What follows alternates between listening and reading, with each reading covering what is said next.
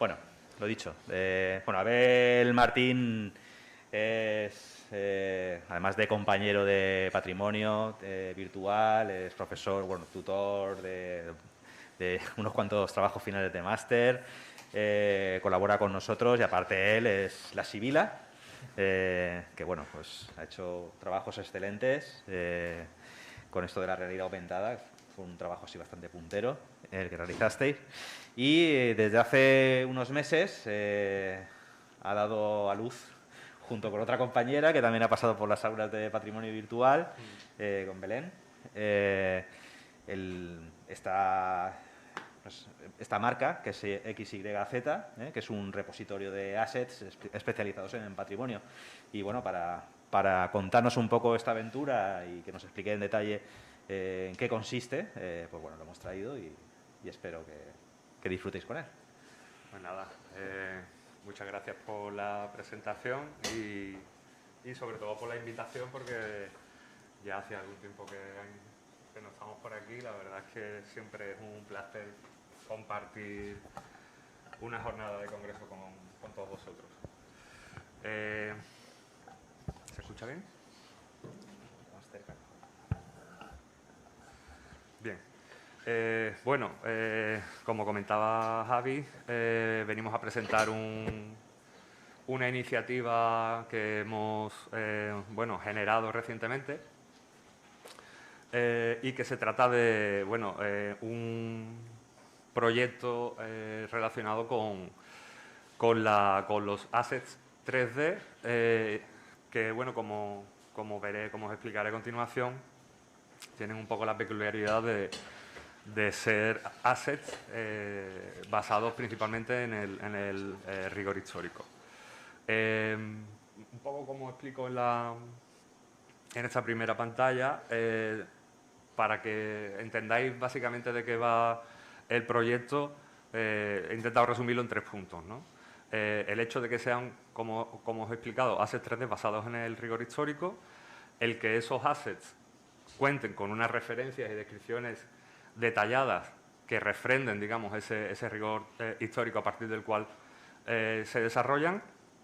Y como tercera cuestión fundamental, el que estén adaptados a los estándares de la industria en cuanto a los objetos 3D, a la producción 3D, ¿no?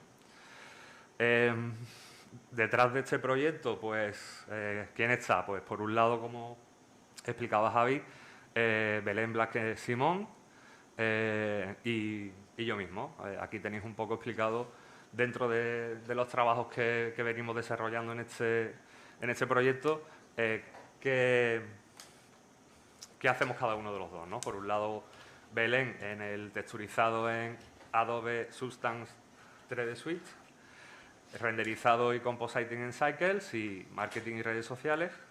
Y por mi parte, pues el modelado en Blender, la búsqueda de referencias históricas y la gestión del e-market. La cuestión fundamental, desde mi punto de vista, ¿por qué llegamos a este proyecto? ¿Por qué decidimos dar ese paso? Bueno, por un lado, y ahora entraré a explicaros un poco más en detalle, por una razón fundamental de intentar conseguir una mayor eficiencia dentro de la generación de estos recursos, que, como explicaré a continuación, vienen derivados de los propios proyectos que hacemos desde la Sibila, para los cuales generamos también este tipo de recursos, que son los assets 3D con este carácter histórico. Por otro lado, la identificación de un nicho de mercado, que está muy relacionado con esa ausencia de iniciativas similares donde podamos encontrar fácilmente recursos basados en el rigor histórico, con una serie de referencias que permitan su utilización con una seguridad o tranquilidad de que estás realmente utilizando un trabajo que cumple con esos requisitos de la rigurosidad y la historicidad. Y también, por otro lado, pues una diversificación del modelo de negocio que veníamos desarrollando hasta ahora mismo, como una alternativa complementaria al modelo por proyecto, que es lo que venimos desarrollando nosotros. En cuanto a la eficiencia de recursos propios, pues bueno, os pongo un poquito en contexto, ¿no? se trata de...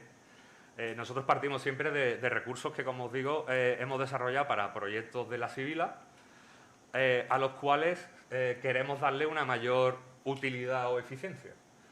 Aquí os pongo el ejemplo de un casco apulio corintio que desarrollamos para crear la panoplia romana de un ejército manipular o de época republicana, dentro del contexto de uno de los últimos proyectos que hemos desarrollado, que es la aplicación Siente Lebrija. Como podéis ver, bueno, se trata de un casco donde realmente hay un nivel de detalle bastante alto, como podéis ver en este render de detalle.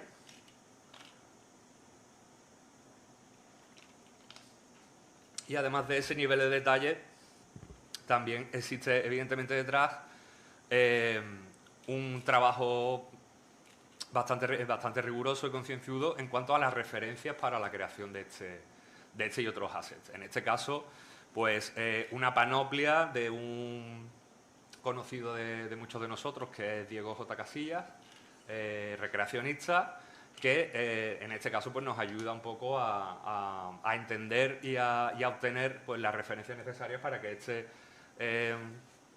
recurso, este asset 3D, cumpla un poco con esos requisitos de rigurosidad.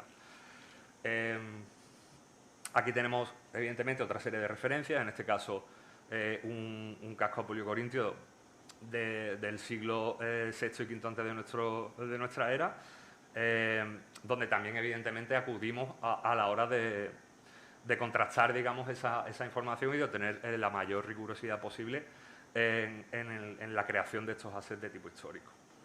Todo esto, bueno, siempre buscando un poco otra de las cuestiones que comentaba, que es, bueno, también una eficiencia en cuanto al modelado y texturizado para obtener unos objetos que no solamente cumplan con la función que tienen en ese momento para la creación de una escena o de un personaje dentro de un software local como Blender, sino que además nos puedan funcionar dentro de otro tipo de software y cumplan un poco los estándares de la industria, como os comentaba, ¿no? Claro, todo este trabajo que nosotros desarrollamos para la creación, en este caso, de un casco, en este caso de un triario del ejército manipular romano, no se restringe únicamente a ese elemento. Si estamos hablando de la creación de un personaje que cumpla un poco con estos requisitos, ya no solamente hablamos del casco, sino que hablamos del resto de la panoplia, ¿no? Lo que implica que este trabajo que os he explicado, que hemos desarrollado para el casco, también esté presente pues, en el resto de elementos, ¿no? Un Cardiopilans de un príncipe del ejército manipular romano, un Subarmalis, un Scutum, perdón, ahí se me ha escapado, unas Grebas, un Gladius o incluso un casco también, en este caso de tipo itálico, para el Princess, ¿no? ¿Qué ocurre con todo este trabajo y todo este esfuerzo? Evidentemente merece la pena porque conseguimos, desde nuestro punto de vista, unos resultados que evidentemente entendemos que están a la altura del trabajo que hemos desarrollado, en este caso la creación de personajes, ¿no? Aquí tenéis un par de vistas de detalle, a la derecha de un Princeps, a la izquierda de un par de Astati, que venimos desarrollando pues, para introducirlos, como comentaba Dani, dentro de una escena y, evidentemente, caracterizar la escena y aportar información sobre esa escena. Cuestión que nosotros entendemos como fundamental a la hora de recrear escenas, entornos y aportar una información adicional a la mera reconstrucción o recreación de una serie de estructuras de carácter arqueológico. Estos elementos, estos personajes, entran dentro de esas escenas y en este caso pues, podemos verlas en el contexto para el cual fueron creadas, que es una torre atalaya de época ibero-romana, en el contexto del Ferro del Castillo de Lebrija, donde pues, nos encontramos la torre atalaya, también encontramos otros restos de vivienda, hay una recreación del entorno paisajístico, en este caso introduciendo pues, el contexto geográfico o el paleopaisaje del paleoestuario del lago Ligustino o la ensenada de interior, digamos, perdón, lago Ligustino, sí, del lago Ligustino. Y bueno, este es un poco el resultado final, que como veis se trata de una X rectangular para un trabajo también en 360 grados, en este caso no para gafas de realidad virtual, sino para una aplicación móvil donde sobre una 360 real proyectamos la restitución, ¿no? Para contextualizar los restos. Ya que evidentemente pues, los personajes están cumpliendo con esa función de aportar información al entorno, en ese caso ayudando a entender esas estructuras como parte de una guarnición militar cuya función es controlar visualmente el entorno del paleoestuario. ¿Qué ocurre?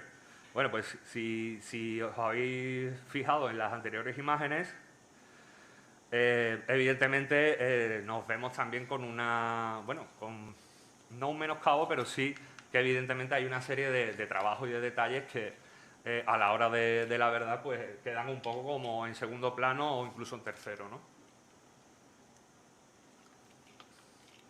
¿Cuál es la cuestión? Bueno, la cuestión es que evidentemente cuando nosotros empezamos a trabajar en los assets para la creación de personajes, no tenemos siempre o no tenemos en mente, digamos, la resolución a la cual se va a ver, la distancia, sino que trabajamos, digamos, a un nivel de detalle que, bueno, que como os digo, pues no siempre queda a relucir dentro de los resultados finales.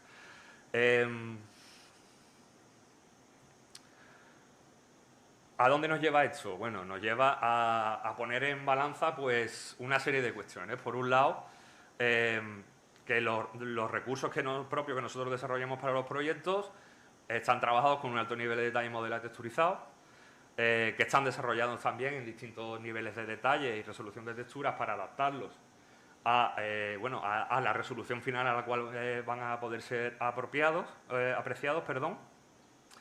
En un trabajo que también tiene un rigor histórico y una serie de referencias basados en hechos contrastados, es decir, una investigación detrás que refrenda un poco el tipo de objeto y un trabajo de cara a la compatibilidad en distintos formatos y estándares de industria que nos permite la implementación de esos niveles de detalle, etcétera.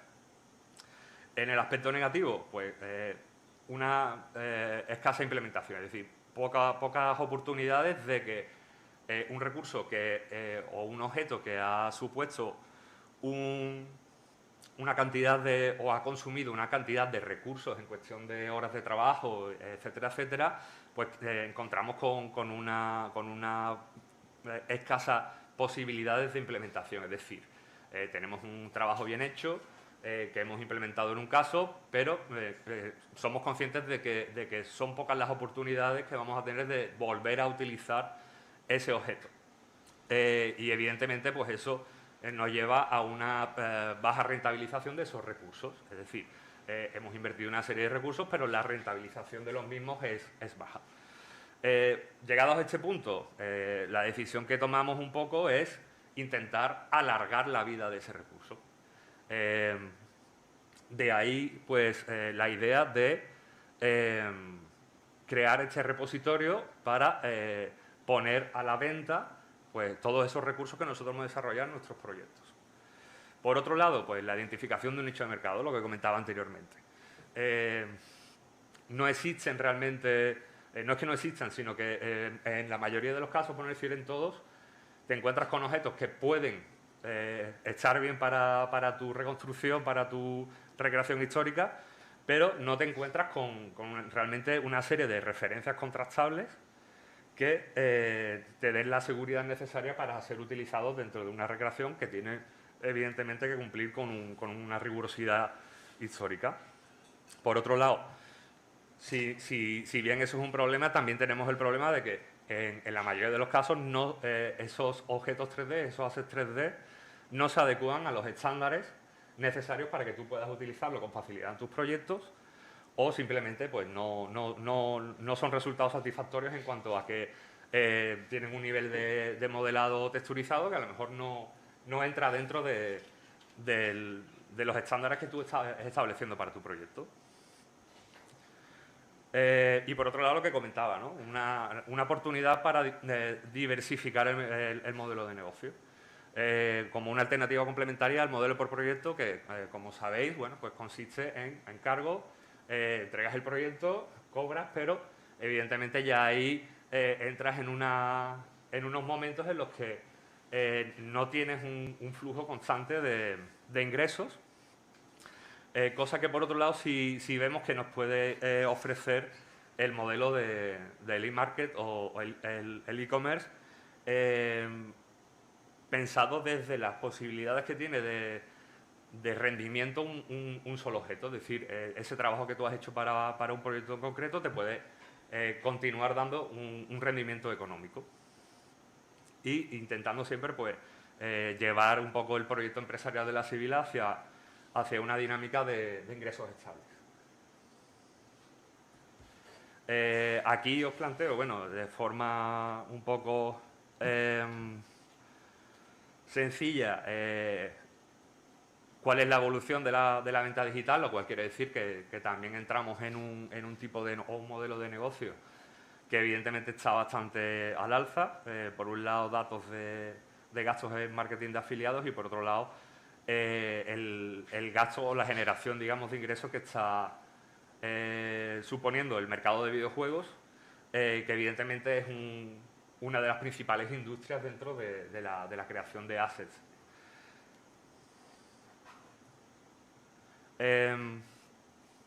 ¿Cómo llegamos nosotros un poco a desarrollar este proyecto?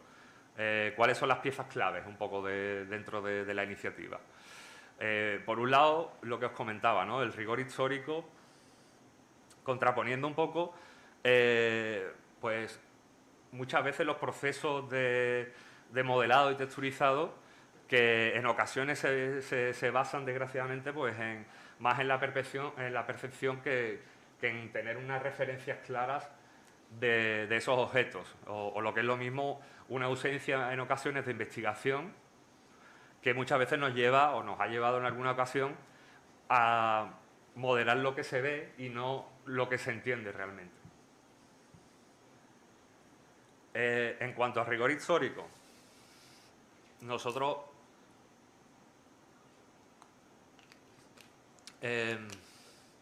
digamos que establecemos una serie de categorías en cuanto a las referencias, ¿no?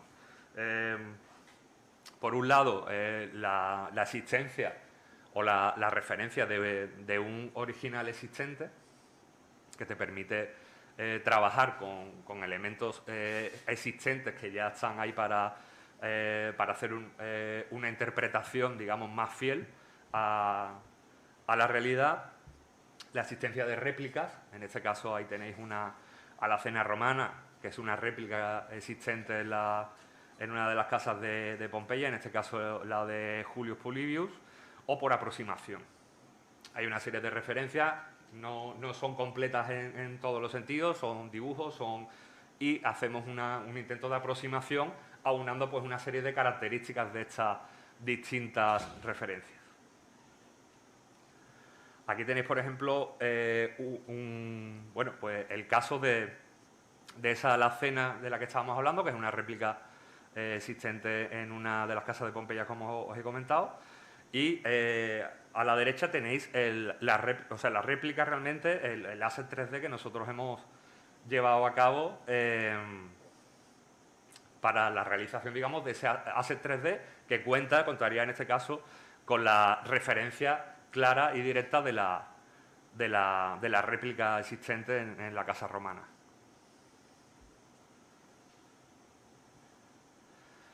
Otra de las cuestiones, desde nuestro punto de vista, bastante relevante, es entender el proceso digamos, de creación de estos assets como un proceso no solamente de búsqueda de referencias, sino también de investigación en el sentido de entender o modelar entendiendo el objeto.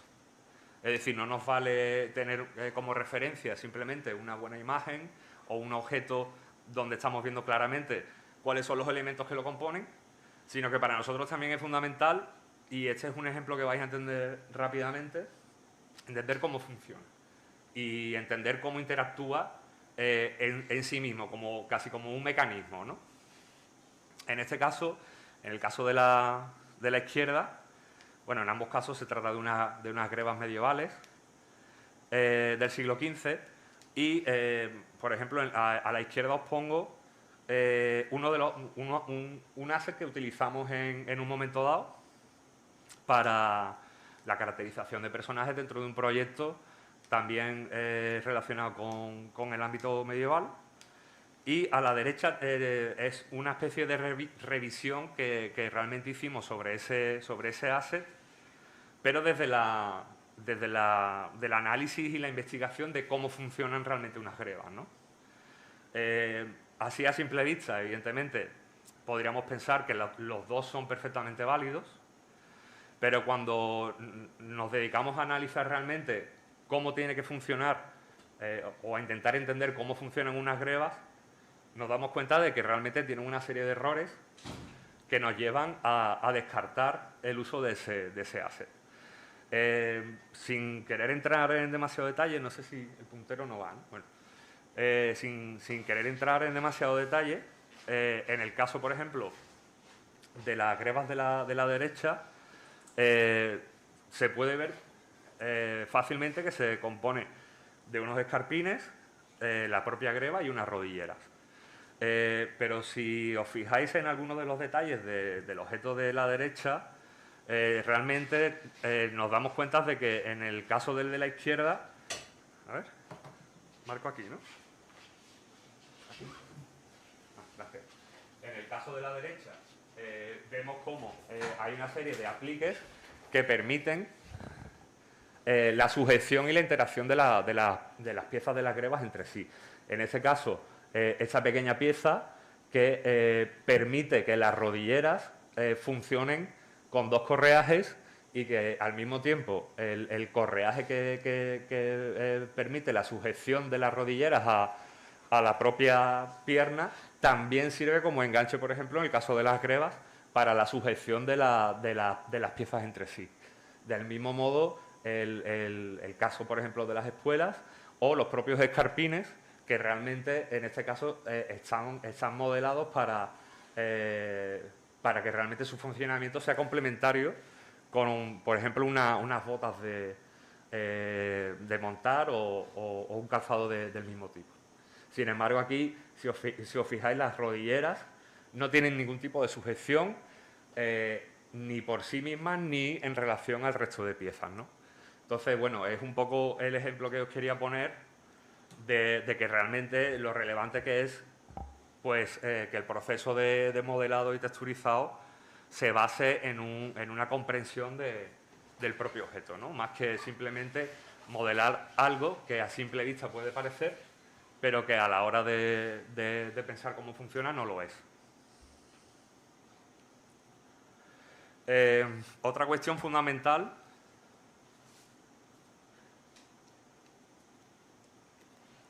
es la adopción, digamos, dentro del proceso de creación de assets de estándares de mercado, ¿no?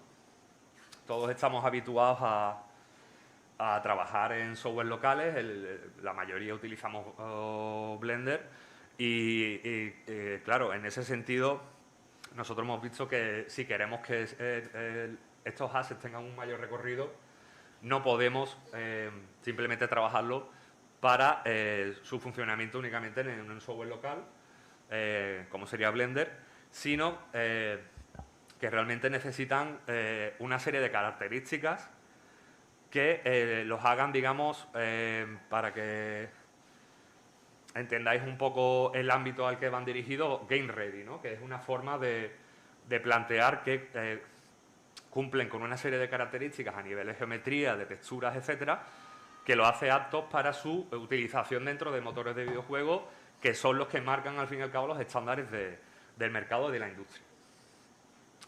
¿Cuáles son estos estándares? Bueno, por un lado, los formatos universales OBJ y FBX, que son los dos estándares por excelencia bueno, en los que se trabajan los modelos 3D para una mayor compatibilidad con la mayoría de software 3D. Por otro lado, el uso de texturas de tipo PBR, todos las conocéis ya sobradamente.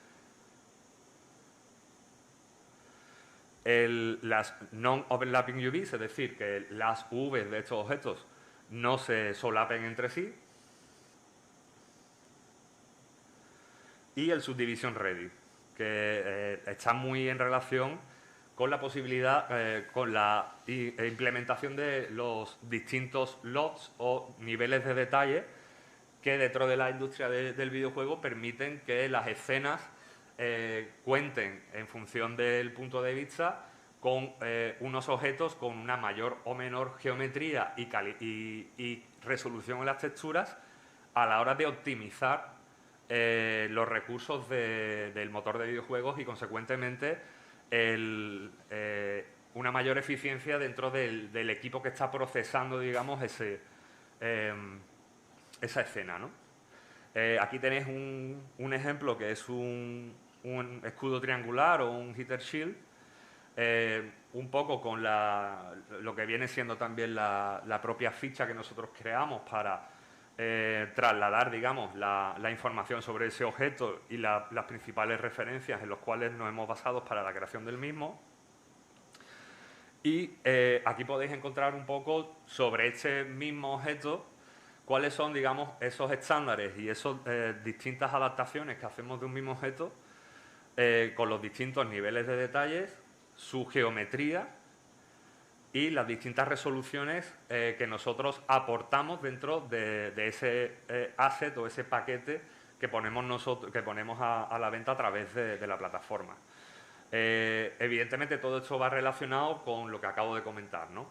En función de la proximidad o de la apreciación o no del nivel de detalle, utilizaremos un tipo de un lodo, un nivel de detalle que favorezca la eficiencia, digamos, dentro de la propia escena, ¿no? Otra de las cuestiones que incorporamos, pues evidentemente es el formato nativo, ¿vale? En este caso, el punto blend, que permite la edición de una forma más sencilla de forma más sencilla con el blend que si trabajásemos con un OBJ o un FBX. Por otro lado, bueno, pues el número de vértices en cada caso, ¿no? Evidentemente, entre un load y otro, pues hay digamos, un aumento bastante importante. Ya sabéis lo que pasa con los modificadores de Subdivision Surface, que permiten, digamos, pues una mayor simplicidad en la geometría. Y en este caso, pues, digamos, la cara opuesta del mismo asset, también con los mismos niveles de detalle y la resolución de texturas. Y por otro lado, lo que os comentaba acerca del formato nativo, ¿no? El incorporar dentro de esos contenidos que pones en manos, digamos, del destinatario, pues tanto los formatos universales, los paquetes de texturas con distintas resoluciones y además el formato nativo. Aquí los vemos en Blender, ¿no? Por otro lado, el nivel de detalle, ¿no? También hemos visto que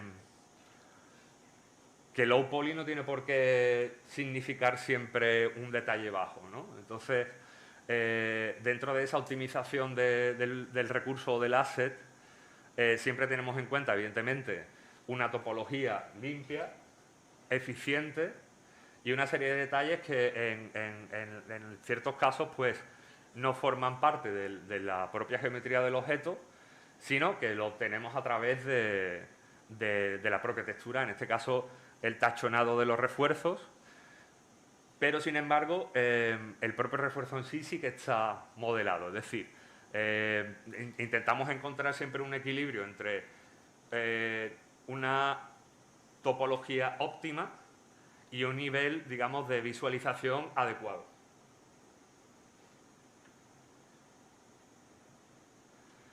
Bien, ¿dónde estamos volcando, digamos, estos recursos? Una parte importante, digamos, del trabajo que realizamos en su momento, evidentemente fue un análisis de los principales marketplaces que existen a la hora de la venta, digamos, de estos assets.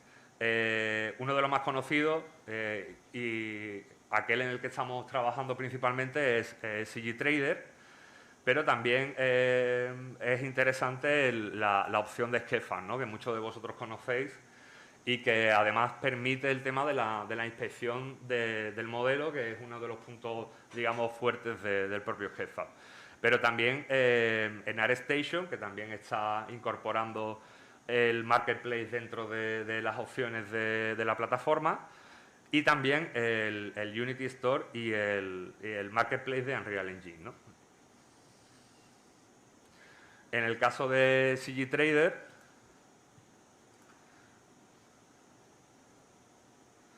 pues bueno, nos da la posibilidad no solamente de subir... bueno, vamos a ver si...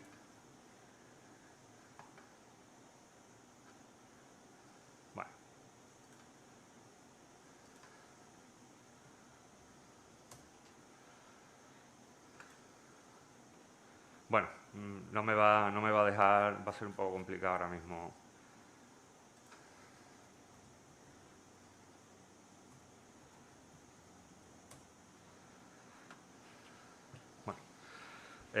Bueno, nos permite principalmente pues subir, digamos, todos estos archivos, tanto en estándares universales como todos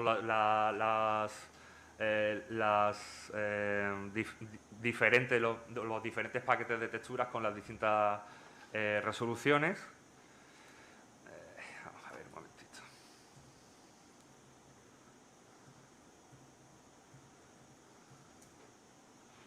Vale.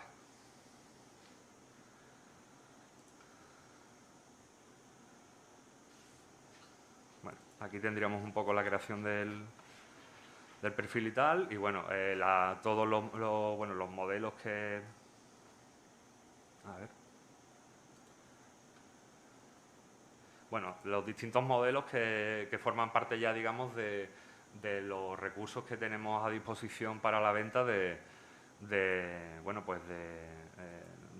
los assets que hemos ido creando y subiendo al perfil de esta tienda, ¿eh? En este caso, por ejemplo, pues unos escudos pavés, pero bueno, bastantes más. En el caso de Skefan, bueno, vamos a ver si... Vale. Este sería el perfil de Skefan con los assets 3D que tenemos ahora mismo dentro del perfil. Aquí, por ejemplo, podéis ver los escudos de pavés. Y una cuestión que estamos intentando implementar es la creación de packs, por ejemplo.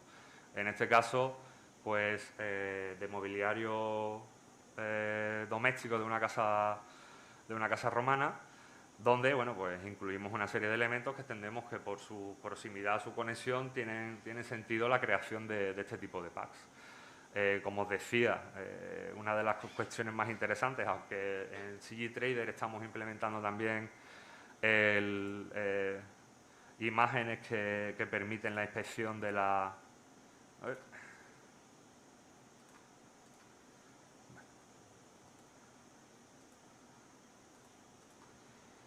Bueno, la inspección de la geometría, pero en este caso, por ejemplo, en el caso de Skefan, pues tiene el Model Inspector que te permite, además de la contabilización de la geometría dentro de los datos del pack, pues la inspección, digamos, de la geometría, por ejemplo, que podéis ver aquí, y lo cual, bueno, pues es un indicativo interesante del nivel de optimización en comparación con el resultado visual que puedes encontrar en esta serie, digamos, de de objetos que estamos incorporando poco a poco a los distintos mercados en los que estamos presentes.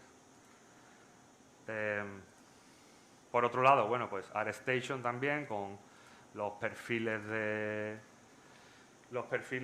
portfolio que te permite crear, donde vamos incorporando pues las distintas piezas que vamos subiendo.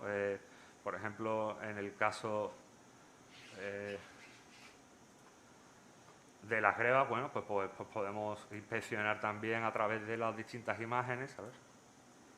De las distintas imágenes, pues la geometría, pero a un nivel, digamos, visual, a diferencia de las posibilidades que tenemos dentro de la tienda de Sketchfab. Otros mercados de interés, pues el Asset Store de Unity, donde todavía no tenemos, digamos, subido el perfil de vendedores y el Marketplace. En este sentido, bueno, no sé si estaréis al tanto, pero hace unos días hubo una gran noticia dentro de Sketchfab, que es que Unreal ha pasado a formar parte, digamos, a firmar un acuerdo con Sketchfab de cara un poco a convertir a Sketchfab en una especie de marketplace de Unreal, y ha provocado, para alegría de muchos, que las condiciones de Sketchfab en cuanto a los límites de subida, los distintos planes, etcétera, etcétera, pues se hayan flexibilizado bastante y venga un poco a reforzar el papel de Sketchfab, no solamente como visor, sino como un punto de ventas de Assets 3D bastante interesante. ¿En qué posición estamos? O sea, ¿cuál es el recorrido que hemos hecho hasta ahora mismo? Bueno, pues a modo de posición inicial o cómo empezamos, digamos, este proyecto,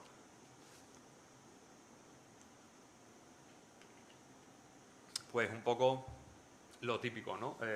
Creando una identidad visual, una marca, que identifique un poco el proyecto, evidentemente con la creación de una serie de perfiles en redes sociales, y una parte fundamental que es fue el análisis de los e-markets, ¿no? Porque realmente de entre todas las posibilidades que os acabo de comentar, algunas son más favorables y otras lo son menos. Evidentemente, en todos estos mercados, o la mayoría de ellos, se mantienen en base a una comisión de ventas, etcétera, etcétera. Y de hecho fue la razón por la que nos decantamos en un primer momento por CG Trader, pero evidentemente la idea es ir abarcando todas estas posibilidades. Y evidentemente pues la creación de un flujo de trabajo, tener claro cuáles son los estándares, cómo adecuar todos estos objetos a esos estándares, la creación de ficha de asset, la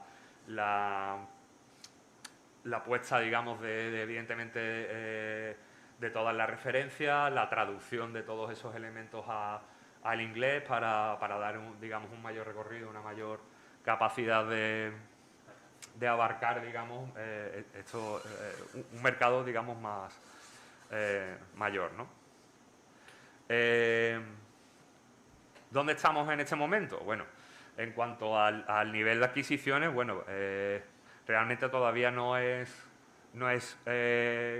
para tirar cohete, pero evidentemente entendemos que estamos trabajando dentro de un nicho de mercado muy especializado, muy reducido, pero entendemos que al mismo tiempo va a depender mucho del número de assets y de la cantidad de productos que tengamos a la hora de que esos assets pues, sean más requeridos y todo eso se traduzca evidentemente en un mayor volumen de ventas. En cuanto a las aplicaciones, bueno, aquí por ejemplo tenéis evidentemente una cuestión que para nosotros no deja de ser importante, que es que ese trabajo también nos está sirviendo a nosotros para que nosotros mismos seamos quienes trabajemos con esos elementos y esos elementos estén en un estado en el cual resulte sencillo trabajar dentro de los proyectos. Anteriormente se lo contaba a Pablo y evidentemente no tiene nada que ver el trabajar dentro, desarrollar un proyecto, una escena y tener que desarrollar todos los elementos de la escena que el tener una serie de recursos de los cuales vas tirando a medida que lo necesitas y que evidentemente tienen que estar optimizados y revisados al máximo en todo momento, ¿no? Entonces, es algo que para nosotros también nos está resultando bastante nos está facilitando bastante el desarrollo de los propios proyectos. Aquí, por ejemplo, para que os hagáis una idea del volumen de trabajo que hemos desarrollado y la cantidad de elementos que tenemos todavía ahí para ir haciendo esa adecuación, una de las escenas del proyecto de Siente Lebrija encontrar el patio de armas del castillo, de época, bueno, ya en este caso de época medieval cristiana, y ahí podéis ver la cantidad de elementos que hay dentro de la escena y que en este caso pues forman parte, digamos, de la panoplia, entre otras muchas cuestiones, de ese pequeño ejército que montamos para caracterizar el patio de armas del castillo. Pero, por ejemplo, una de las grandes satisfacciones que llevamos hasta ahora mismo es contrastar el uso que se está dando en proyectos de terceros de algunos de nuestros assets. Y esa sorpresa consistió en que, no sé, imagino que muchos lo conocéis, una de nuestras primeras ventas fue a un tal Martin Kleckner, que bueno, que además tuvimos la oportunidad de preguntarle un poco qué le había parecido, nos contó que bueno, que habíamos hecho muy buen trabajo y nos pasó el vídeo de un tutorial que ha realizado últimamente, creo que el más reciente, en el cual ha hecho uso de algunos de nuestros assets, entre otros pues ese escudo triangular que os he enseñado anteriormente, donde aparece dentro de una animación que él ha realizado, donde explica pues el uso, digamos, del iClone y del Aculips, del Character Creator, y explica el proceso un poco de cómo montar, digamos, esa escena y animarla. Y bueno, pues aquí podéis ver aquí en un primer plano con un lot 00, imagino, ¿vale? Pues de ese escudo triangular que os he enseñado anteriormente. Y aquí, bueno, pues aquí podéis verlo un poco, digamos, el detrás de las cámaras, con ese escudo en primer término y también dentro de las tropas que él ha incluido, digamos, como fondo. Así que, bueno, ha sido un buen estreno. Y sobre todo, bueno, pues es interesante siempre ver en qué se utiliza, ¿no? En qué proyectos y cómo se utilizan los recursos que estás intentando pues poner un poco en el mercado, ¿no?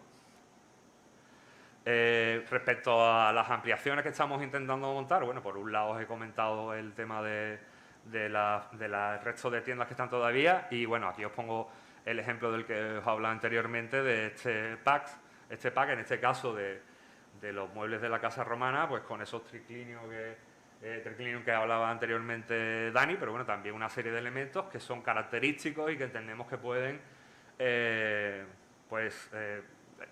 poner a disposición de una forma agrupada, para intentar pues buscar distintas formas de venta y de obtener recursos, ¿no?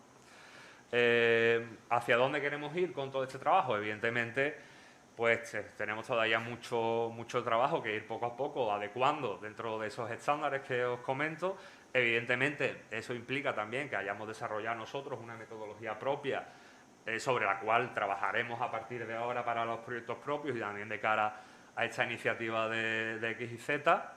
Pero la idea, además de estas dos cuestiones que estamos trabajando ahora mismo, es incluir pues el tema de personajes también 3D, que entendemos que pueden también funcionar bien como un recurso más.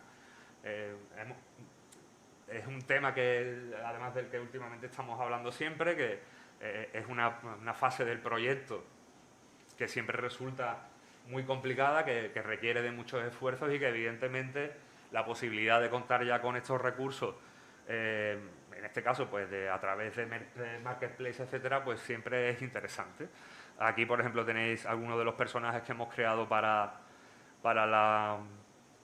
el proyecto de Siente Lebrija, en este caso un ballestero, donde estáis viendo algunos de los elementos que ya habéis visto dentro de las posibilidades.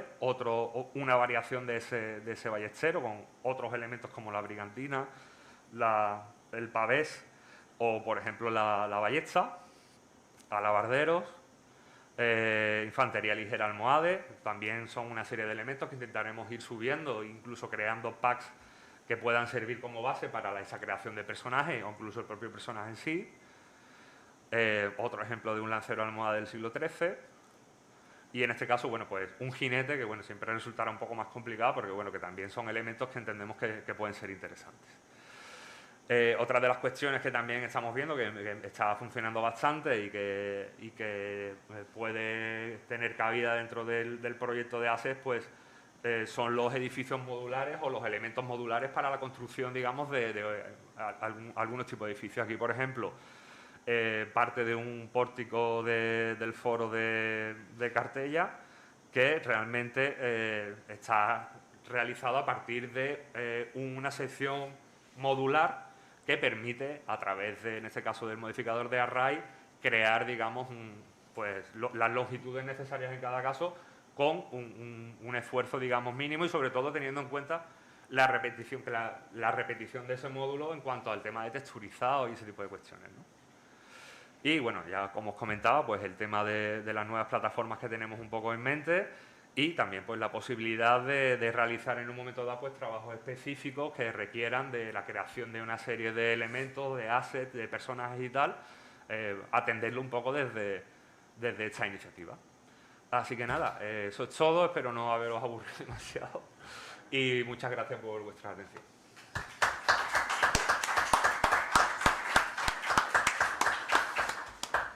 ¿Me cola un poquito? No. Gracias, Abel, enhorabuena. El nivel de detalle, la verdad es que es extraordinario y también creo que has dado en el clavo con la idea de negocio. Yo un par de cosas rápidas.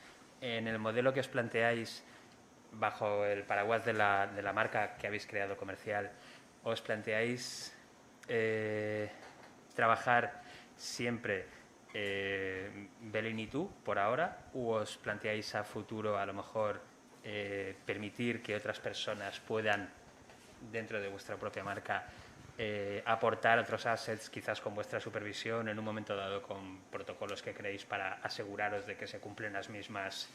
Y la segunda pregunta que te quería hacer era en relación al último que has comentado de los edificios modulares. Lo que pasa es que creo que me refiero a otra estrategia, que es la del modelado paramétrico.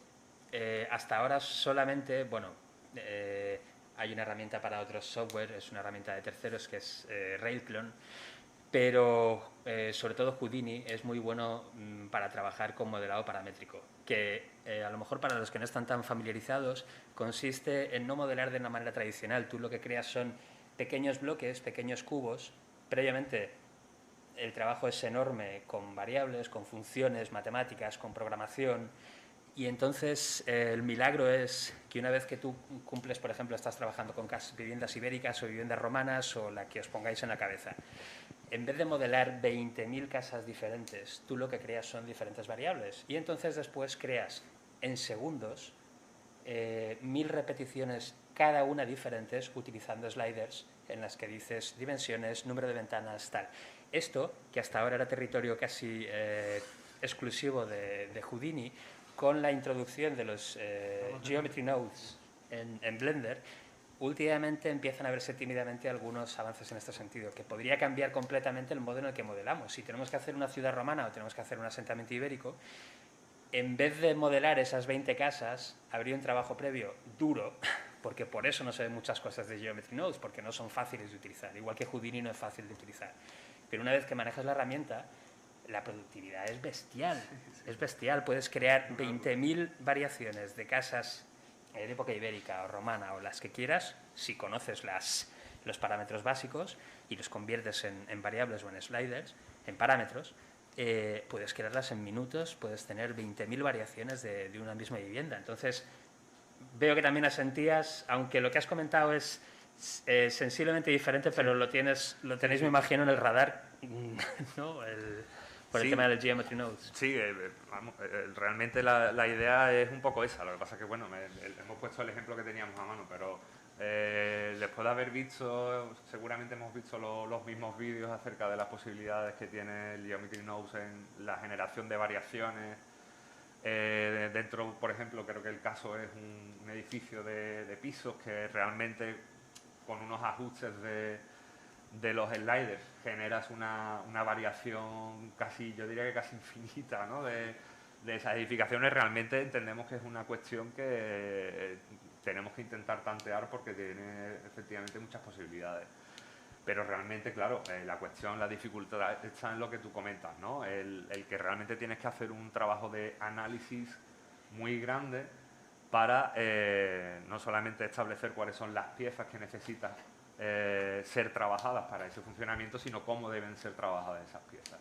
Pero evidentemente la idea de los edificios modulares va más por allí que realmente por el ejemplo que he puesto, que bueno, es simplemente un elemento que con un array te genera, digamos, toda esa repetición. Aunque entendemos que también es interesante esta opción. Y, perdona, la primera pregunta, ¿cuál es? La otra pregunta es si en el futuro vosotros os planteáis... Sí. La verdad es que es una opción interesante. Yo hasta que ahora mismo tú no la has planteado, no me la había planteado, pero creo que es una cuestión a tener en cuenta. Creo que es una oportunidad interesante y creo que además para todos.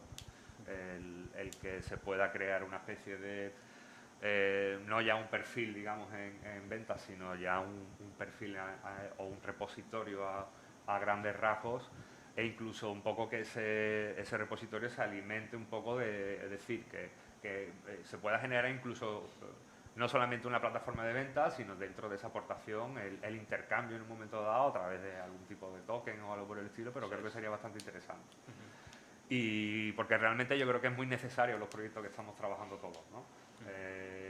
Se lo comentaba a Pablo cuando estábamos hablando hace un rato y le decía precisamente que todo esto viene de recordar o de pensar las veces que, por ejemplo, habré modelado una puerta romana.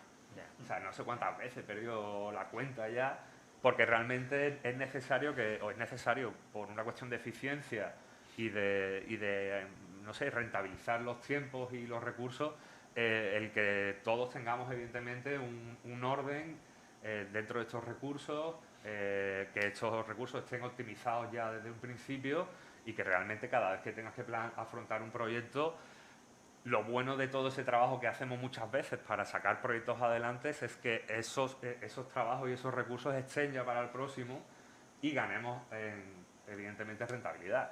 Y bueno, es una cuestión que evidentemente en la que todos nos vemos un poco sumidos, que nos ha llevado a nosotros un poco a esta iniciativa, precisamente a partir de esa necesidad propia de tener estos recursos siempre a mano y tenerlos siempre actualizados y optimizados al máximo, pero que yo entiendo que evidentemente podría surgir algo que vaya un poco más allá de la mera venta de assets y que se convierta en cierto sentido más en un repositorio, como hablaba Javi en un principio, e incluso en una plataforma, digamos, de intercambio en un momento dado de recursos, ¿no? Gracias. Bueno, enhorabuena, Abel, porque creo que esto, o sea, hacer algo así, poner nuestros modelos a la venta y tal, es algo que en algún momento todos los que trabajamos en esto nos hemos planteado, pero de todo el curro que vemos por delante que lleva y que hemos visto que efectivamente lleva, pues al final, por una cosa o por otra, no damos el paso y no tal. O sea, que es una iniciativa muy buena y pionera también, claro, porque es verdad que no hay nada así de patrimonio, dentro del mundo del patrimonio, ¿no? Y bueno, antes de lanzarte un guante que se me ha ocurrido aquí, bueno, en cuanto a lo de los Geometry Nodes que comentabas y tal, la única pega que le he visto, pero por los propios vídeos que he visto de momento de edificios y tal, es que efectivamente los edificios que muestran son como muy modulares en cuanto a cubos que cambian si tienen ventanas, si no, si tienen color, si tal, no sé qué. Y es verdad que eso a lo mejor aplicarlo a sitios o yacimientos tan irregulares con los que solemos trabajar, donde prima a veces más la irregularidad, no una ciudad romana, que eso igual sí que puede ser viable, pero con algo que es muy irregular no sé si efectivamente se podría hacer, que a lo mejor sí, lo único que igual es más complicado, o simplemente con los Geometry Nodes de momento se puede llegar a cosas que en cierto modo tienen demasiada regularidad. No lo sé muy bien, habrá que seguir viendo qué se puede, hasta dónde llega, más ejemplos, pero sí que es para tenerlo echado un ojo y pensando siempre en cómo aplicarlo porque tiene un montón de posibilidades, ¿no? Y luego, si quieres, me comentas lo que sea. Sí.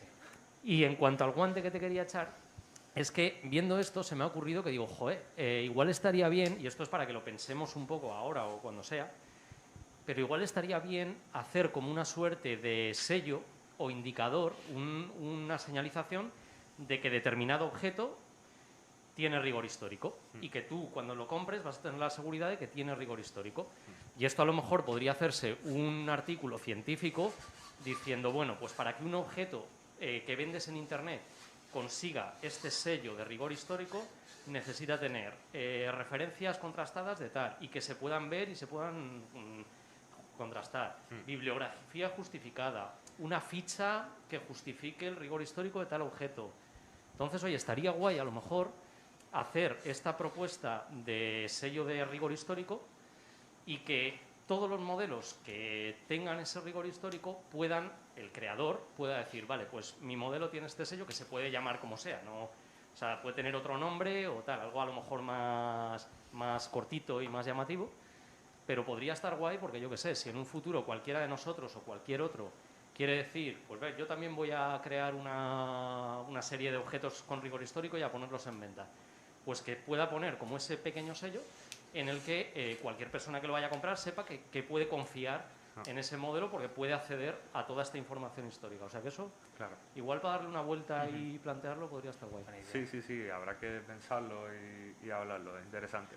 Nosotros de momento, como habéis visto, lo que partimos son de de tener una serie de referencias accesibles, lo más accesibles posible, y después especificar un poco si es un trabajo realizado a partir de, como he comentado anteriormente, un original, una réplica o una aproximación, digamos, a partir de una serie de referencias que no son rigurosamente la base de ese objeto, pero que sí que tienen, digamos, una serie de características materiales, estilísticas o lo que sea, ¿no? Por la razón que sea.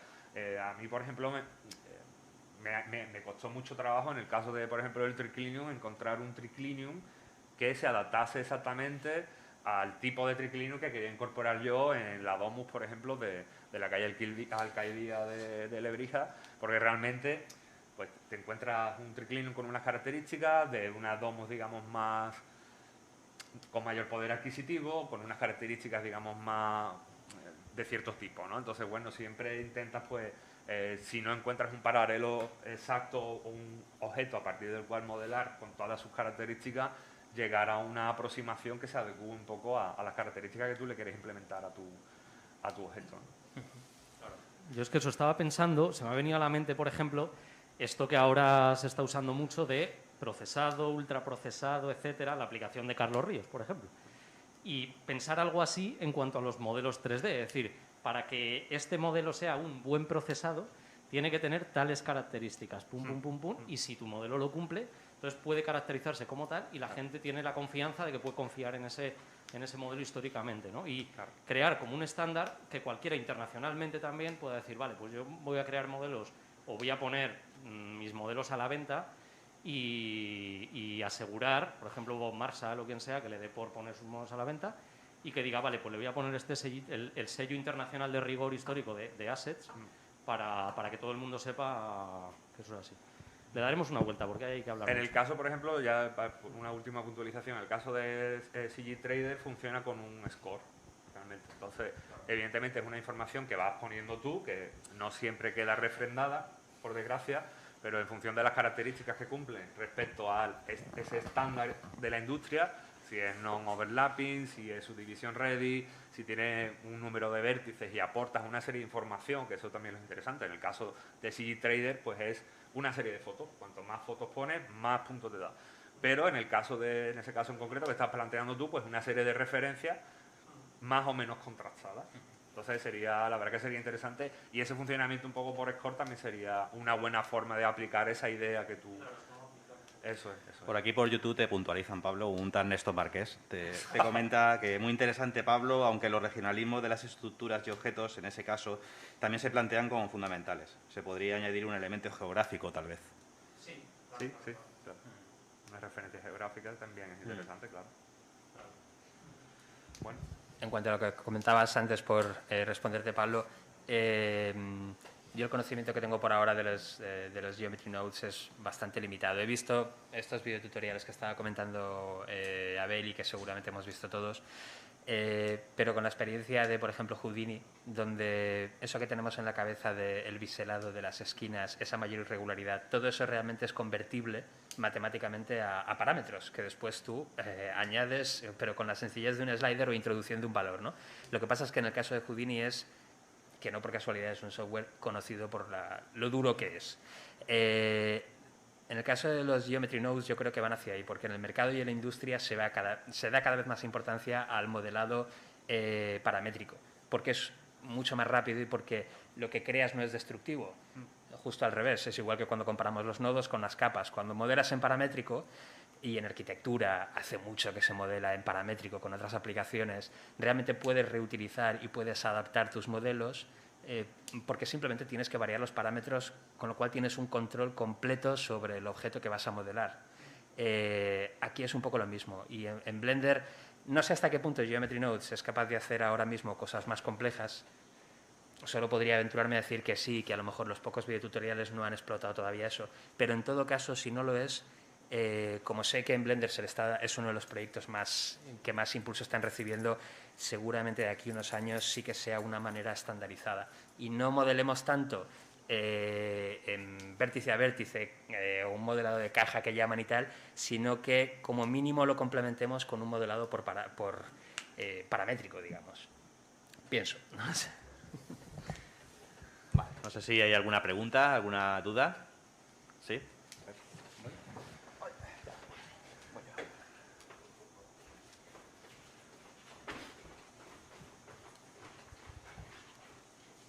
Gracias.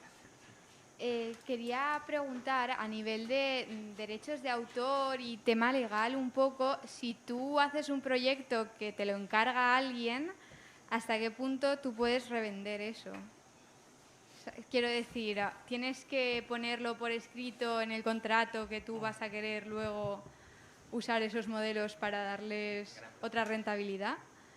O incluso si haces una reconstrucción de un casco que está en un museo, ¿tienes que pedirle permiso al museo para poder vender la reproducción de su casco? No sé. Bueno, el tema de los derechos de autor daría para un congreso propio porque estamos inmersos en eso. Vamos a ver, si hacemos una reconstrucción virtual de algo que existe, en principio la reconstrucción, los derechos de autor es del autor, no es del museo y tal. Otra cosa es que fuera exactamente o que utilizáramos eso. El problema está en el derivado. Yo creo que es muy buena idea lo que se está planteando, porque en la práctica, en los últimos proyectos que hemos firmado, nos están pidiendo, si no nos lo conceden, que los derechos de autor son compartidos.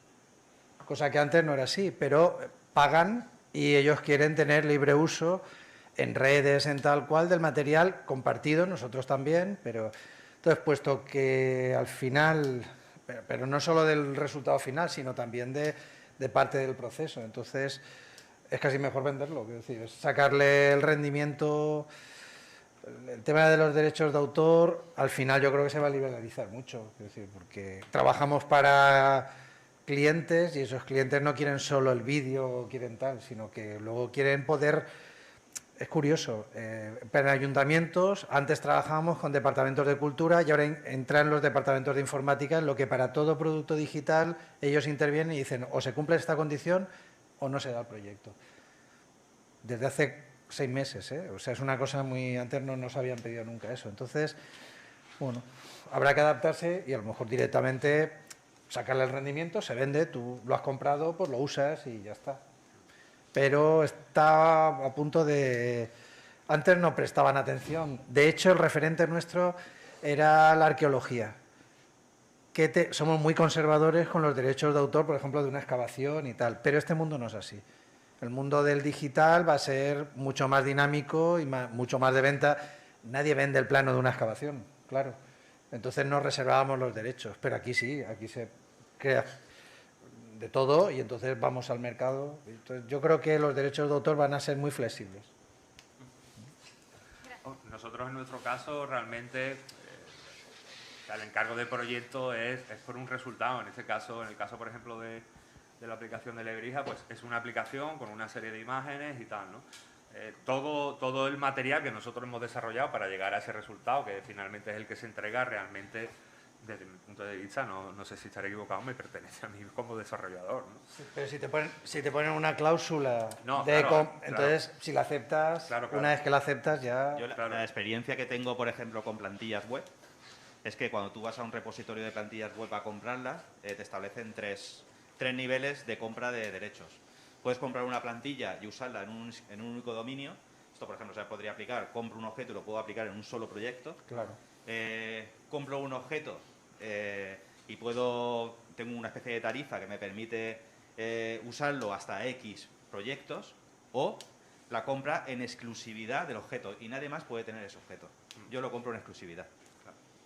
Lo digo si sigo un poco de guía también para la hora de aplicar a los objetos. En plantillas web, desde luego, se utiliza ese razonamiento. El problema que supongo que algunos nos hemos topado alguna vez es que, porque todos hemos acudido alguna vez a un repositorio de modelos gratuitos y tal, sin saber nosotros en ese momento de dónde procede ese modelo.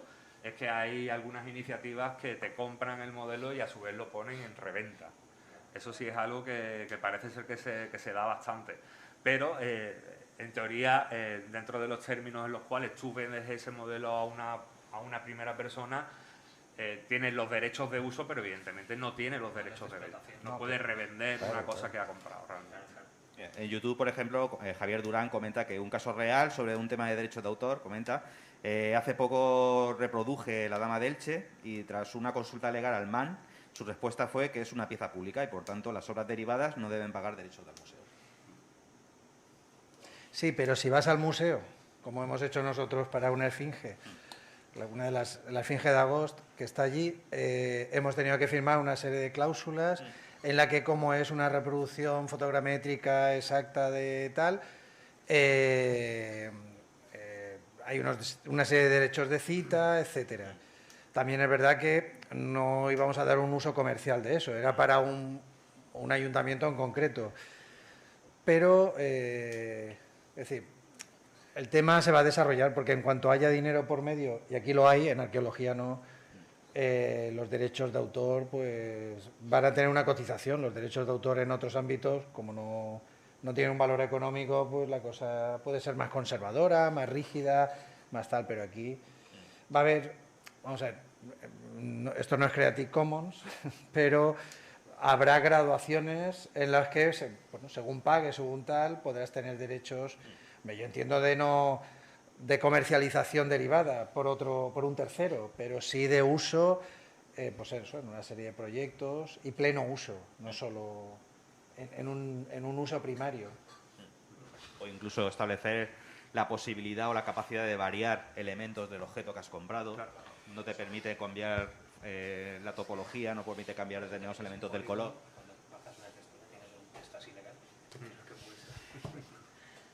Vale.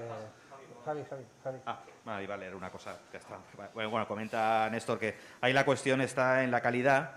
No es lo mismo ir como un turista a hacer una foto en relación a lo de La Dama de Elche, de una pieza, que hacer una sesión de fotos profesional. En fotogrametría debe ser igual. En el caso del Arqueológico Nacional, cuando nosotros fuimos a hacer la reproducción de las esfinges, por protocolo ellos luego te piden el lote de fotografías que has hecho, el modelo 3D, porque como comenta Néstor, en efecto, pues es la diferencia con un trabajo profesional. Pero depende, por ejemplo, yo he hecho la Gliptoteca de Múnich, pleno uso, sin ningún problema. O sea, depende de los museos, depende, cada uno tiene su... El MAN, desde luego, les hemos pasado todo, bien, no hay problema. Yo, por ejemplo, para uno de los últimos proyectos en los que estoy trabajando, del Palacio de Berlanga, en la zona de la capilla hice muchos assets yo mismo y también he utilizado algunas esculturas pues creo que es de My Mini Factory o algo así, que vienen sin textura. Yo las he texturizado y modificado ligeramente y tal en Substance Painter, pues porque las necesitaba con policromía. Y claro, si yo ahora quiero vender ese pack de assets, por ejemplo, yo entiendo que no puedo revender, aunque lo haya modificado y le haya dado un valor añadido yo, no puedo revender ese asset. Aunque también ahí habría que ver la licencia original, si me permite, si se considera que si yo lo modifico es algo nuevo y diferente, no lo sé, eso ya. Ahí hay muchas aristas y muchas cosas que mirar, y es verdad que estaría bien, como habéis dicho, tener un congreso solo de derechos de autor. Igual para mucha gente sería muy árido, pero sería tremendamente útil. Tomamos nota. Recogemos el guante. Se puede hacer una sesión de trabajo abierta sobre ese tema. Sí. Puntualizaba una cosa de Néstor que está muy bien, es que en realidad los museos, todo este tipo de problemas se resolvería si tuviesen ya un repositorio virtual de donde poder descargarte los modelos tridimensionales de las piezas. En la utopía es bonito, sí. Bueno, en el programa tenemos ahora un breve descanso. Teníamos 10 minutos, vamos a dejarlo en 5.